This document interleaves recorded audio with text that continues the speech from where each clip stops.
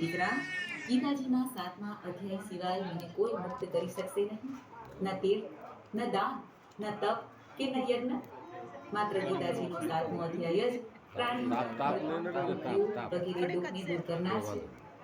પુત્ર, મારા શ્રાદ્ધના દિવસે 7મ અધ્યાયનો પાઠ કરનાર બ્રાહ્મણને શ્રદ્ધાપૂર્વક ભોજન કરાવજો.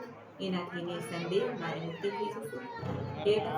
પોતાની શક્તિ અનુસાર પૂર્ણ શ્રદ્ધા ભક્તિ સાથે વેદ વિદ્યામાં પ્રવીણ બીજા બ્રાહ્મણોને પણ ભોજન કરાવજો. સર્પયોનિમાં પડેલા પિતાજીના આ વચનો સાંભળીને બધા પુત્રોએ એમની આજ્ઞા અનુસાર જ કર્યું અને એથી વધુ પણ કર્યું. ત્યારે શંકુકર્ણે પોતાના સર્પ શરીરને ત્યજીને દિવ્ય દેહ ધારણ કર્યો અને બધું ધન પુત્રોને આધીન કરી દીધું. પિતાજીએ કરોડોની સંખ્યામાં જે ધન વેચી આપ્યું હતું એનાથી એ સદાચારી પુત્રો ઘણા પ્રસન્ન થયા.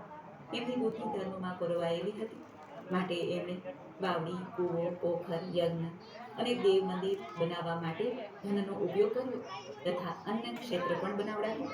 ત્યાર પછી 7મ અધ્યાયનો નિત્ય જપ કરતા કરતા તેઓ અંતે મોક્ષને પ્રાપ્ત કર્યું. આ રીતે ગીતાજીના 7મા અધ્યાયના મહાત્મ્યને કહેવામાં આવ્યું છે, જેના શ્રવણ માત્રથી જ મનુષ્ય સર્વ પાતકોમાંથી મુક્ત થઈ જાય છે, પિતરોને પણ મુક્તિ મળે છે. બોલો ભગવાન શ્રી કૃષ્ણની જય. તો મિત્રો, આપણે સાંભળ્યો બોલો શ્રી કૃષ્ણ ભગવાન જય, ગણપતિ મહારાજની જય. આ ગીતાજી 4 વેદ 6 શાસ્ત્ર 18 પુરાણમાંથી બનેલી આની ગીતાજીનો આજ્ઞા સાંભળ્યો એટલે મહાન યુદ્ધનું ફળ મળે. હવે આપણે આવો